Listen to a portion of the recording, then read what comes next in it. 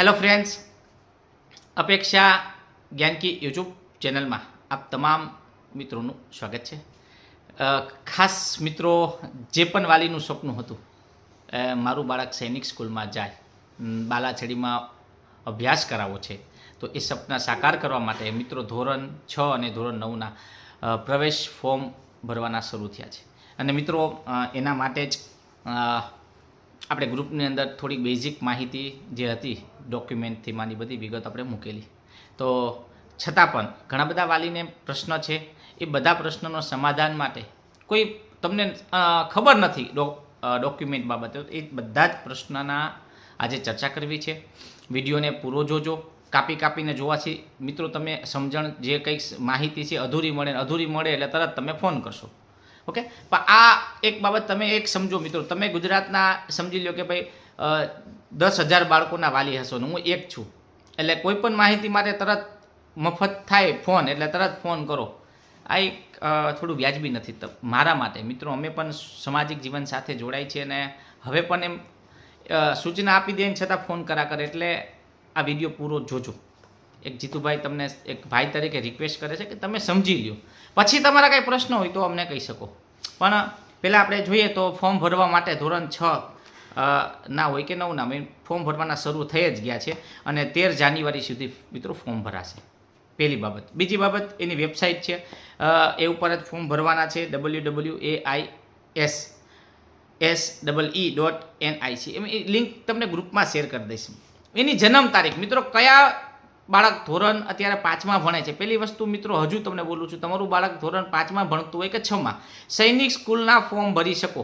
અહીંયા નવોદયની વાત નથી કરતો, એટલે નવોદયના પ્રશ્ન મારી સાથે લાવતા નહીં, પાછા મને ફોન કરતા નહીં. નવોદય એક જ વાર આપી શકાય ધોરણ 5માં અને પછી 8માં. એના માટે કોઈ એજ ક્રાઇટેરિયા એવું નથી. પણ અહીંયા સૈનિક સ્કૂલ છે મિત્રો, 5માં આપી શકો, હું બોલું છું, અને 6માં આપી શકશો. તમારું બાળક એના એજ ક્રાઇટેરિયામાં આવતું હોય, આ વર્ષની વાત કરીએ તો મિત્રો આ વિગત આપણે ગ્રુપમાં પણ શેર કરેલી હતી અને એની જે વેબસાઇટ ઉપર છે એના નોટિફિકેશનમાં પણ આપ્યું છે. 1/4/2013 મિત્રો, 1 એપ્રિલ, ચોથો મહિનો એટલે એપ્રિલથી જન્મેલો કોઈ બાળક છે 2013થી, અને 31/3 સમજી લો તમારું બાળક છે 3/12/2013માં જન્મ્યું છે, તો મિત્રો ડિસેમ્બર મહિનો છે તે વચ્ચે જ આવે છે, તમે આપી શકો એક્ઝામ. ઓકે, અને ધોરણ 5માં ભણે છે એ પણ આપશે અને ધોરણ 6માં ભરે છે, 2 વખત ફોર્મ આમાં ભરી શકો. પહેલી બાબત, તમે જો ક્લિયર હોય તો હા પાડો કે આ રીતે તમે ધોરણ 5 વાળા પણ આપી શકે છે અને 6માં ભણતા હોય એ પણ એક્ઝામ આપી શકશે. બીજી બાબત કરીએ તો એક્ઝામની તારીખ હજુ નક્કી નથી મિત્રો, ટૂંક સમયમાં જાહેર થશે. એ બાબતે આપણે આવશે એટલે તરત ગ્રુપમાં જાણ કરીશ. ત્રીજી બાબત જો વાત કરીએ તો જરૂરી ડોક્યુમેન્ટની અંદર પહેલાં તો બાળકનો ફોટો જોશે. તો મિત્રો તમે જે ફોટો પડાવો તો વ્હાઇટ બેકગ્રાઉન્ડમાં અને નીચે તારીખ લખાઈ જાય તો બહુ સારું. બાળકના ફોટો, બાળકની એક સહી જોશે અને બાળકના ડાબા હાથના, મિત્રો ચોખ્ખી જ વસ્તુ લખી છે કે ડાબા હાથ છે મિત્રો એના અંગૂઠાનું નિશાન. ઓકે, આપણે ફોટાની અંદર આવી રીતે શેર કરી દીધી ને વિગત એની અંદર મિત્રો તમારા માટે લખેલી, ને તમારા જે કંઈ પ્રશ્નો છે ને એ પણ મેં આજ શેર લખી અને રાખ્યા છે જેથી તમને સમજાવી શકું કે તમારા બાળકના ડાબા, આટલી 3 બાબતો: બાળકનો ફોટો, બાળકનું ખાસ કરીને સહી અને એના ડાબા હાથના અંગૂઠો છે એનું સ્ટેપનું નિશાન કરી એ અપલોડ કરવાનું. આ 3 બાબત આપણે અપલોડ કરવા માટે જોશે. હવે ફોર્મ ભરવા માટે બેઝિક જો જોઈએ તો પહેલાં તો આધાર કાર્ડ સાથે તમારો મોબાઈલ નંબર લિંક કરેલો જોઈએ. જો તમે સ્ટાર્ટિંગ જ્યારે ફોર્મ ભરવા જાશો અથવા ફોર્મ ભરવા બેસો એટલે તમે જ્યારે એ સાઇડ ઉપર જાશો એટલે સીધું તમારા આધાર કાર્ડમાં OTP આવે. જો આધાર કાર્ડ તમારું લિંક નહીં હોય, જે પણ વાલીનું બાળકનું આધાર કાર્ડ છે એ આધાર કાર્ડની અંદર મોબાઈલ નંબર જો લિંક નહીં હોય સમજો તો તમે ફોર્મ ભરી શકશો નહીં. બેઝિક પહેલી બાબત, તમારે તમારા બાળકના આધાર કાર્ડ નંબર સાથે વાલીનો મોબાઈલ નંબર એક લિંક હશે, એમાં OTP આવશે. જો આ સમજી ગયા હોય તો હા પાડો. હવે એ ક્યાં કરાવવું OTP, એ બાળકનું આધાર કાર્ડ લિંક ક્યાં કરાવવું એ માટે જીતુ સરને ફોન ન કરતા. એ બાબતે તમે તમારા તાલુકા પંચાયતની કચેરી અથવા XYZ તમે તમારા નજીકના સગાવાલાને પૂછી લો કે આધાર કાર્ડની અંદર મોબાઈલ નંબરને લિંક કરવો, અથવા OTP નથી આવતો તો મને ફોન ન કરતા. કેમ કે મોબાઈલ નંબર તમે જે તે વખતે નાખ્યો હશે, લિંક કર્યો છે અને મોબાઈલ નંબર બદલાવી નાખ્યા હશે, તો એમાં મારો કંઈ વાંક નથી. એટલે તમારે એ બાબતે તો તમારે તમારી કક્ષાએ એ પ્રશ્નના નિરાકરણ લઈ આવવાનું થશે. ઓકે, એક પછી જો કદાચ તમે આધાર કાર્ડ છે સમજી લો કે આધાર કાર્ડની વાત કરીએ આપણે, તો આધાર કાર્ડ સાથે તમે લિંક છે એટલે પછી આગળની પ્રોસેસ તમારી થશે, તમારી ઈમેલ આઈડી નાખવાની થશે. રજિસ્ટ્રેશન માટેની આ પ્રોસેસ છે. પહેલાં હું તમને ખાસ રજિસ્ટ્રેશનની જે કઈ રીતે કરવું એની વાત છે. એ ઓટીપી, જો તમે આધાર કાર્ડનો ઓટીપી સબમિટ કરશો એટલે એક આગળની પ્રોસેસ થશે. એમાં તમારું ઈમેલ આઈડી નાખશો, ઈમેલ આઈડીમાં પછી એક ઓટીપી આવશે. એ ઓટીપી તમે સબમિટને બેઝિક માહિતી આપશો એટલે તમારું એપ્લિકેશન નંબર ક્રિએટ થશે. એપ્લિકેશન નંબર આવી જશે ઈમેલ આઈડીમાંથી, અને એમાંથી તમારે મિત્રો ખાસ બોલું છું, એમાંથી જે ઓટીપી નાખશો, એપ્લિકેશન નંબર નાખશો એટલે તમારો પાસવર્ડ તમારે ક્રિએટ કરવાનો, અને પછી એક ઓટીપી તમારા નંબર માટે આવશે કે તમારે આ ફોર્મ ભરતી વખતે તમારો મોબાઈલ નંબર આ જ રાખવો છે ને, એટલે એ મોબાઈલમાં ઓટીપી આવશે, પછી કંઈ બદલાશે નહીં, અને રજિસ્ટ્રેશન થશે એટલે તમે ફોર્મ તમારું ખુલી જશે. એપ્લિકેશન નંબર આવ્યા પછી એ નાખશો એટલે તમારું પાસવર્ડ તમે ક્રિએટ કર્યો એટલે તમે ફોર્મ ખુલશે ને બેઝિક માહિતી માગશે. આ પહેલી વસ્તુ ફોર્મ ભરવા બાબતે. હવે મિત્રો ફોર્મ ખુલશે એટલે કયા કયા ડોક્યુમેન્ટ જોશે, એમાં મેં તમને કીધું બાળકના જન્મ તારીખનો દાખલો તમારે અપલોડ કરવાનો છે. એટલે બાળકનો જન્મ તારીખનો દાખલો ખોવાઈ ગયો હોય તો એ મને ફોન ન કરતા તમે તમારી કક્ષાએ ગોતી લેજો. એ ક્યાંથી કાઢાવો, ડુપ્લિકેટ કરાવો, શું કરાવવું એ મને ખબર નથી. હવે ખાસ આજે જે મેં તમને વિડીયો બનાવવાનું એક જ કારણ હતું કે પહેલી બાબત એ હતો કે ડોમિસાઇલ સલ્ટી. મિત્રો આખા વિડીયાનો જો મારો એક જ પ્રશ્ન છે તો એ ડોમિસાઇલ સલ્ટી માટે જ મેં તમને આજના વિડીયો એક ખાસ કરીને તમારા માટે બનાવું છું. તો ડોમિસાઇલ સલ્ટી ક્યાંથી નીકળે? પહેલાં તો એક કોનું કરાવવું, બાળકનું કઢાવવું કે વાલીનું? પહેલી બાબત તમે જો સમજી લેજો. થોડીક એ ડોમિસાઇલ કાઢવા માટેની પ્રોસેસ થોડી અટપટી છે. એના કાગળિયા પૂરા કરવા અને એક અઘરી પ્રોસેસ છે, મને ખબર છે, મેં કઢાવેલું છે. ઓકે, તો તમે પહેલાં તો તમારું બાળક જો 10 વર્ષનું થયું હોય, હું બોલું છું સાંભળી લેજો, તમારું બાળક 10 વર્ષનું થઈ ગયું હોય, 10 વર્ષ પૂરા થયા હોય તો જ આ ફોર્મ ભરી શકો છો. તો 10 વર્ષનું જો થઈ ગયું હોય તો બાળકનું ડોમિસાઇલ સલ્ટી કઢાવી લ્યો, વાલીનું નહીં.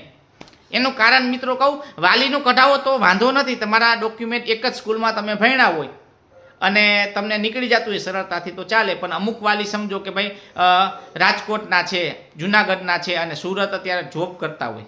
હવે એ ભણ્યા હોય ગામડે, પછી તાલુકે ભણ્યા હોય, પછી કોલેજ કરી હોય, જ્યાં જ્યાં ભણ્યા હોય ત્યાંના દાખલા લેવા જવા પડે ડોમિસાઇલ સલ્ટી કાઢવા માટે. ડોમિસાઇલની અંદર પોલીસ, તમે ગુનો નથી કર્યો એ પોલીસમાંથી એક દાખલો કઢાવવો પડે. ડોમિસાઇલ માટે મિત્રો એક સોગંદનામું કરવું પડે. એટલે આખી પ્રોસેસ છે ને, હું 3 દિવસે એ પ્રોસેસમાંથી પસાર થયો છું. એટલે મેં અથર્વનું ડોમિસાઇલ સલ્ટી કઢાવ્યું. શું કામ? કે ભાઈ હું જ્યાં ભણ્યો છું ત્યાં મારે ધક્કા ખાવાનો પડે, મારે આ ન કરવું પડે. એટલે બાળકના ડોમિસાઇલ કાઢવા માટે બોનોફાઇડ સલ્ટી સ્કૂલમાંથી કઢાવી લેવાનું, બાળકના સિક્કા ફોટા સાથેનું. એની સાથે ડોમિસાઇલ સલ્ટી તમારે કાઢવું હોય તો તમારા રેશન કાર્ડ, આધાર કાર્ડ, અલગ અલગ ડોક્યુમેન્ટ જે માગે ત્યાં તમે તાલુકા પંચાયતની કચેરી જઈ અને પૂછજો કે ડોમિસાઇલ સલ્ટી મારે કઢાવવું. એટલે એ તમને કોઈ, જો મિત્રો ડોમિસાઇલ જો એ બાબત તમે સમજી ગયા હોય તો હા પાડો. કેમ કે ડોમિસાઇલ તમારે જે તે તાલુકા કક્ષાએ તમે ત્યાં રહો છો, લોકલ વ્યક્તિ પાસે કઢાવવાનું છે. એના ડોક્યુમેન્ટ એની પાસે પૂછી લેજો અને શાંતિથી એ કઢાવી લેજો. ઓકે, હવે ડોમિસાઇલ સલ્ટી છે, હજુ પાછી એકવાર એટલે કહું છું, મને કોલ ન કરતા બાળકનું કાઢવું કે વાલી, બંનેમાંથી કોઈ એક પન્નું ચાલે. બંનેમાંથી બોલું છું, વાલીનું કાઢવું હોય તોય તમારે હેરાન ન થવું હોય તો તમારું કઢાવવું, સરળતાથી નીકળતું હોય તો. પણ તમારે જો તમે સમજી લો કે 4-5 સ્કૂલ ભણ્યા હોય, અલગ અલગ હોય અને તમે રહેતા હોય અત્યારે અલગ જગ્યાએ, તો ત્યાં જવું પડે, ત્યાં દાખલા કઢાવવા પડશે. એ બધી પ્રોસેસ છે. તો તમારી કક્ષાએ તમે નિર્ણય લેજો, મને નિર્ણય ન લેતા. મારા ઉપર એ બાબતે કોલ ન આવવો જોઈએ કે હું ડોમિસાઇલ કોનું કાઢું. ઓકે, તમારી કક્ષાએ નક્કી કરી લેજો. હવે મિત્રો એક આવે છે જાતિનું પ્રમાણપત્ર અપલોડ કરવા બાબત. તો મિત્રો જાતિનું પ્રમાણપત્ર છે એ બાળકનું નીકળ્યું હોય તો ચાલે. બાળકનું કદાચ ઘણા બધા લોકોને બાળકનું નથી નીકળ્યું તો એના પિતાનું અપલોડ કરી શકે છે. હું બોલું છું એના પિતાનું અપલોડ કરી શકો છો જાતિના પ્રમાણપત્ર માટે. તમે બક્ષી પંચમાં આવો તો ઓપન કેટેગરીમાં કાંઈ છે નહીં. ઓપન કેટેગરી માટે મિત્રો કોઈ જ વસ્તુ છે નહીં. એસટી, એસસી અને ઓબીસી આ 3 માટે જાતિનું પ્રમાણપત્ર માગે છે. ભરવું હોય, અપલોડ કરવું હોય તો વાલીનું તમે કરી શકો છો. ત્યાર પછીની જો મિત્રો વાત કરીએ તો આના પરીક્ષાના સેન્ટર છે, 5 સેન્ટર છે. તમને જ્યાં નજીક પડતું હોય, અમદાવાદ, જામનગર, અમદાવાદ છે, પછી સુરત છે, મહેસાણા છે, ઓકે ને જુનાગઢ છે. આ 5 સેન્ટર પરીક્ષા માટેના. બીજી બાબત કે તમે જ્યારે આ ફોર્મ ભરતા હોય અથવા કોઈ બીજા વ્યક્તિ પાસે ભરાવતા હોય તો પરીક્ષાની ભાષા છે મિત્રો એ તમે ગુજરાતી સિલેક્ટ કરજો. જો અંગ્રેજી કરશો તો તમે પછી કહેતા નહીં મને કે સાહેબ મારે ભૂલથી આમ થઈ ગયું તેમ થઈ ગયું, તો એ મારાથી કંઈ સુધરશે નહીં. ભરતી વખતે જ આ નોંધ કરતા જાઓ કે આટલી વસ્તુ મારે જે સાયબર કાફેવાળા ભાઈને કહેવાની કે પરીક્ષાની ભાષા તો ગુજરાતી કરજો. સેન્ટર મારું રાજકોટ જુનાગઢ રાખવું હોય તો જુનાગઢ, જામનગર રાખવું હોય જામનગર, એ લખીને આપી દેજો ભાઈને કે આ સેન્ટર તમે રાખો. અને ખાસ અગત્યની એ વાત છે કે તમે જ્યારે ફોર્મમાં સિલેક્ટ કરો ત્યારે ત્રીજા નંબરનું ઓપ્શન સૈનિક સ્કૂલ તમે સિલેક્ટ કરશો ત્યારે ઓલ્ડ સૈનિક સ્કૂલ છે, ન્યૂ સૈનિક સ્કૂલ અને ત્રીજી છે કમ્બાઈન આવશે, જૂની અને નવી આ બંને. તો તમે ત્રીજું સિલેક્શન આપશો ત્રીજા નંબરનું. તો ગુજરાતની વાત કરું તો ગુજરાતની અંદર સૈનિક સ્કૂલ બાલાછડી એ પણ તમે એડમિશન આપી શકશે. એ સિવાય આપણી 3 નવી બની ચાપરડાની અંદર સૈનિક સ્કૂલ છે, પછી મહેસાણામાં છે અને બનાસ.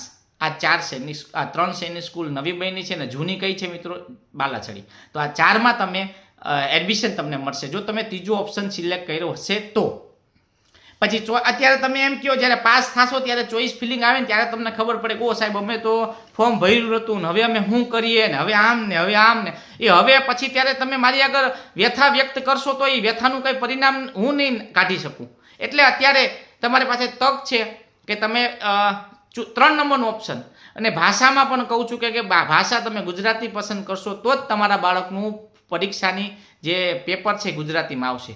ઘણા લોકોને મિત્રો ખ્યાલ નથી કે ગુજરાતીમાં પેપર આવે. મિત્રો આપણે 2019, 20, 21, 22, 23, 24ના આ બધા જ વર્ષના પેપરો, જૂના પેપરો આપણી જે છે સૈનિક સ્કૂલની ટેલિગ્રામ ચેનલ એમાં અપલોડ કર્યા પણ છે.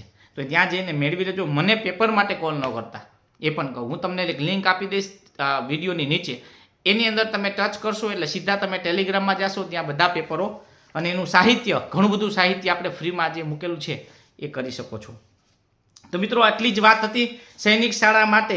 હવે આ સિવાય કાંઈ બીજી કાંઈ માહિતી છે નહીં આપણી પાસે. ને તમારે ફોર્મ ભરાઈ જાય એટલે પરીક્ષા દેવા માટે તૈયાર થઈ જજો. પરીક્ષા છે 4 માળખામાં, 4 પરીક્ષા છે, એમાં 4 વિભાગ છે. એક મેથ્સ હોય છે, મેથ્સ 150 ગુણ, 50 પ્રશ્નો, એકના 3 માર્ક હોય છે. પછી રિઝનિંગ જે કહેવાય છે એના 2 પ્રશ્ન, એક પ્રશ્નના 2 માર્ક છે, એટલે ટોટલ 25 પ્રશ્નો હોય છે, એટલે 25 દુ 50 માર્ક. પછી તમારું લેંગ્વેજ એટલે ગુજરાતી ભાષા, ફકરો અને વ્યાકરણના પ્રશ્નો હોય છે. પછી એક તમારું જનરલ નોલેજ એટલે જીકેના પ્રશ્નો હોય છે મિત્રો. 25 પ્રશ્નો જીકેના, 25 ગુજરાતીના અને 25 રિઝનિંગના, એટલે 25ના 25 75 માર્ક. અને એક પ્રશ્નનો 2 ગુણ એટલે ટોટલ તમારા 150 ગુણ એ થશે ને ગણિત 150 ગુણ. જો આ રીતે આખું પરીક્ષાનું માળખું પણ છે અને સરસ રીતે મિત્રો તૈયારી કરો, તમારા સપનાને સાકાર કરો, એક લક્ષ્ય માટે દોડો. અને જો મિત્રો પરિણામ તો જ મળશે જો તમે મહેનત કરશો તો. સૈનિક શાળા જેવી એક્ઝામ છે મિત્રો, એમને નહીં થવાય, તો મહેનત અત્યારે કરવા લાગી જાઓ. ઓકે, કંઈ હશે તો તમારી સાથે જીતુભાઈ તમારી સાથે રહેશે. પણ ખોટા મિત્રો પ્લીઝ ફોન ન કરો, સમજાણું? ફોન નહીં, તમે ટેલિગ્રામમાં જાશો તો ત્યાં તમને બધી જ માહિતી આપી દેશું. જય હિન્દ, જય ભારત, જય દ્વારકાધીશ.